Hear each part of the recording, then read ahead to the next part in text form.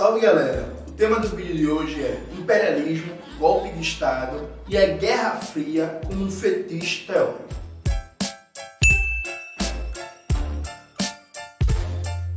Desde que aconteceu o golpe de Estado na Bolívia contra o presidente Evo Morales, o vice Álvaro García Linera e um conjunto de autoridades no país, tem circulado um conjunto de textos que falam que isso é coisa da época da Guerra Fria, que isso é coisa dos anos 50 e que ninguém esperava que esse tipo de coisa acontecesse nos dias atuais, ou seja, que um golpe de Estado com os militares na rua, um cara de quartelada, ainda acontecesse nos dias atuais.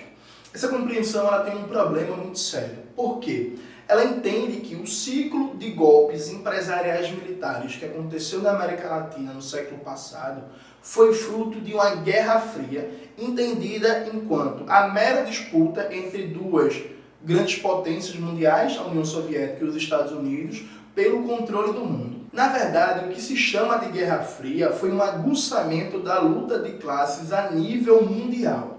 Ao final da Segunda Guerra, começa o que Domênico Lohusa chama de uma revolução anticolonial mundial. Não custa nada lembrar que África e Ásia estavam em sua totalidade colonizadas e na América Latina, de maneira geral, existia regimes oligárquicos totalmente subordinados aos Estados Unidos da América.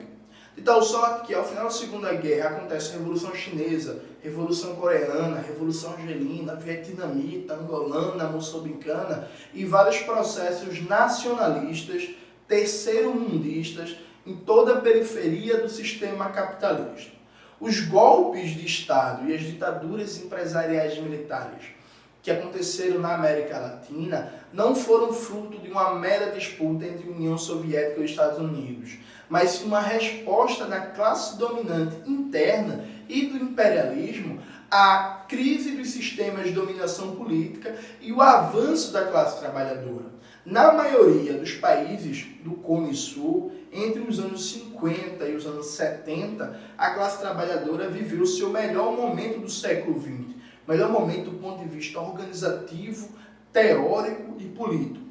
Então, no Brasil, de 55 até 64, a militância da classe operária chegou ao auge, a união entre campo e cidade, a hegemonia no campo político-cultural da esquerda nunca foi tão forte. No Chile, entre 69 e 73, nós tivemos o melhor momento da classe trabalhadora chilena. Na Argentina, no final dos anos 60, a classe trabalhadora também tornou o sistema burguês ingovernável, e assim sucessivamente, sem falar na revolução nacionalista na Bolívia, nos grandes movimentos de massa e movimentos guerrilheiros no Peru. Aquelas ditaduras não foram uma simples resposta a um conflito bipolar entre União Soviética e Estados Unidos. Compreender assim é tornar a chamada Guerra Fria um fetiche histórico, um momento que não tem nenhuma relação com os determinantes estruturais da luta de classes na América Latina em um momento que passou. Essa ilusão de que o tempo dos Pinochets, dos Médicis, dos Videlas e, consequentemente, dos Che Guevaras, Marighellás e por aí vai, passou, foi muito forte nos anos 80. Compreensível. Se voltou às democracias burguesas na maioria dos países com um movimento de massas, com exceção no Brasil, aconteceu processos de punição dos militares, dos torturadores golpistas, e virou uma exceção e não uma regra a existência de ditaduras militares no Cone Sul. Só que tem um elemento aqui que é muito importante. Se aconteceu um levante de massas, quase que continental e simultâneo, nos anos 80, pelo fim das ditaduras empresariais militares, na entrada dos anos 90, a maioria da classe trabalhadora do continente estava derrotada e enfrentando uma brutal ofensiva da burguesia e do imperialismo chamada de neoliberalismo. Quando a classe trabalhadora não tem capacidade de ameaçar o sistema, não está em posição de disputar a direção do poder político com a burguesia, não existe necessidade histórico-objetiva de um regime de força, seja um regime bonapartista, um regime semifascista, fascista ou uma ditadura empresarial militar. Assim como a União Soviética tinha sido derrubada, o campo socialista destruído, o movimento comunista entra em crise quase terminal, do ponto de vista interno da América Latina e mundial, o imperialismo e cada burguesia em particular estavam em uma ótima situação. A coisa muda a partir dos anos 2000. Há uma retomada da iniciativa política das classes populares, que é materializada na primeira eleição de Hugo Chávez, em 98, e o surgimento do bolivarianismo na Venezuela. E é seguido por um chamado ciclo progressista, ciclo de esquerda. O nome é ruim porque tenta homogeneizar processos que são muito diferentes. Então, na Venezuela e na Bolívia, nós tivemos um processo reformista radical, com traços anti-imperialistas pronunciados. O Equador foi um tipo intermediário entre o modelo venezuelano e boliviano e o modelo brasileiro, chileno, argentino, uruguaio, que foram projetos políticos, que foram ou são projetos políticos social-liberais com níveis de enfrentamento maiores ou menores. O Brasil, por incrível que pareça, com o petismo, foi o projeto político menos radical de todos. De tal sorte que, se a gente olhar bem para a história, a partir do momento que existe essa retomada da iniciativa política da classe trabalhadora com a liderança continental do presidente Hugo Chávez, os golpes de Estado, as quarteladas, elas voltaram. Então não custa lembrar que aconteceu um golpe de Estado no Haiti e posteriormente uma ocupação militar neocolonial no país, com a participação inclusive do governo petista e da festejada diplomacia do ministro Celso Amorim. Golpe em Honduras, golpe em El Salvador, golpe no Paraguai, tentativa de golpe, várias na Venezuela, a mais famosa, a tentativa de golpe de 2002, muito bem retratada no documentário A Revolução Não Será Televisionada, tentativa de golpe na Bolívia, tentativa de golpe no Equador, golpe no Brasil em 2016. Evidentemente que esses processos políticos são muito diferentes. Então, por exemplo, no Paraguai e no Brasil foi um golpe jurídico parlamentar, usando o parlamento e o judiciário como ponta de lança da destituição do projeto político no governo, inclusive colocando um ar de legalidade, de constitucionalidade muito forte. Na Venezuela, em 2002, foi uma quartelada estilo clássico, militares na rua, sequestraram o presidente. Na Bolívia, em 2008, com um levante cívico policial da classe dominante de Santa Cruz de la Sierra, que inclusive é ponto de lança no golpe atual, que destruiu Evo Garcia Linera. Foi uma mistura entre um golpe jurídico, parlamentar e uma quartelada. No Haiti, como eu já falei, o golpe foi um golpe estilo clássico, seguido de uma ocupação neocolonial, e assim sucessivamente. Aliado a essas retomadas de golpes de Estado de maneira sequencial, nós também vemos uma onda de uso do judiciário para fazer guerras jurídicas contra figuras, em sua maioria, líderes reformistas bastante moderados. Então, no Equador, Brasil, Argentina, Peru, o judiciário, com muitos dos seus membros treinados nos Estados Unidos da América, é usado como ponta de lança de perseguição e retirada da disputa político-eleitoral de lideranças de Lula, Cristina Kirchner, Alan Garcia, Rafael Correa. De tal sorte que bastou a classe trabalhadora voltar a ter algum nível de iniciativa histórica, reagir ao neoliberalismo em seu estado puro e o sistema de dominação internacional instituído no pós-Segunda Guerra Mundial e comandado pelos Estados Unidos entrar em crise com a ascensão da China, que os golpes de Estado, as quarteladas, os Pinochets voltaram a aparecer. De tal sorte que a gente não pode olhar para o passado recente como se ele fosse uma excrescência, uma exceção na história.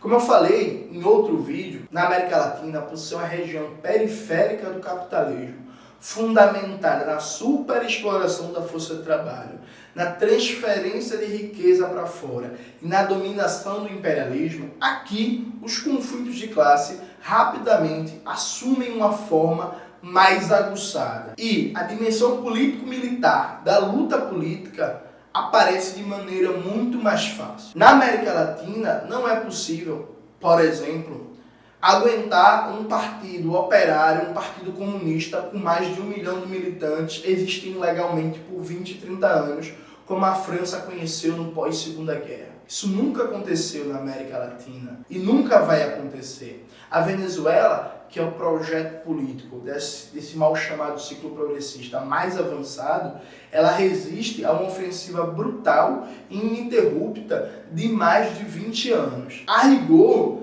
desde que Hugo Chávez foi eleito em 98, nós já tivemos mais de 14 tentativas de golpes de Estado na Venezuela. Então repare, os ciclos de ditadura empresarial militar do período passado, do século XX, não foram fruto de uma guerra fria, como uma espécie de exceção histórica. Foram produtos concretos da luta de classes a nível interno e internacional.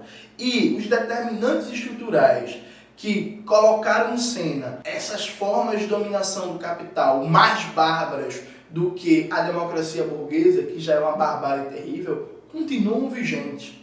Como eu falei em outro vídeo, as veias abertas da América Latina continuam abertas. E a clássica fórmula de Teotônio dos Santos, socialismo ou fascismo, continua sendo o dilema latino-americano. Aqui não há espaço para um reformismo forte com a longa duração histórica. Isso não significa, evidentemente, que não seja possível que a classe trabalhadora conquiste reformas. O SUS é prova, por exemplo, que é possível a classe trabalhadora, a partir de suas lutas, estabelecer medidas reformistas importantes. Isso significa que a forma de dominação burguesa em nosso continente faz com que a possibilidade de compatibilizar essas reformas com o sistema de dominação burguesa seja bem menor do que é no centro do sistema. E é muito mais fácil a classe dominante, escudada, apoiada pela Embaixada de Washington, partir para a iniciativa golpista atuando na forma de uma contra-revolução preventiva, impedindo que as diversas lutas por direitos sociais, por salários, por reformas, assumam a forma de uma crise revolucionária. É matar a revolução antes que a revolução sequer bote a cabeça para fora. Essa é a América Latina. Essa é a periferia do sistema. É assim desde que essa periferia foi constituída e vai continuar sendo enquanto a gente não conseguir construir a pátria grande socialista. A pátria grande, gente, mas isso não é coisa de reformista, de Hugo Chávez. Não é não, já tem um vídeo sobre isso que eu explico o que é bolivarianismo e que existe um bolivarianismo comunista, marxista, revolucionário. De tal sorte que a gente não pode achar que a América Latina está regredindo ou que golpes de Estado são coisas de repúblicas bananeiras. Golpes de Estado são parte do modo de dominação normal da burguesia interna e do imperialismo na América Latina. A gente precisa compreender isso, aceitar essa verdade histórica, aceitar que a gente não está na Bélgica, que a gente não está na França, que a gente não está em Londres e, a partir disso, estudar, se organizar e se proteger, porque só os povos da América Latina, organizados em luta, é que vão garantir a libertação do nosso continente. É isso, galera. Esse foi o vídeo de hoje. Espero que vocês tenham gostado. Não se esqueça de curtir, compartilhar, divulgar para os amigos, mandar para aquela boizinha, aquele boizinho que você tá paquerando, indicar o nosso canal no Tinder, naquele chaveco que você tá dando. Qualquer dúvida, chama, vai ter material aqui na descrição do vídeo. Obrigado e até a próxima.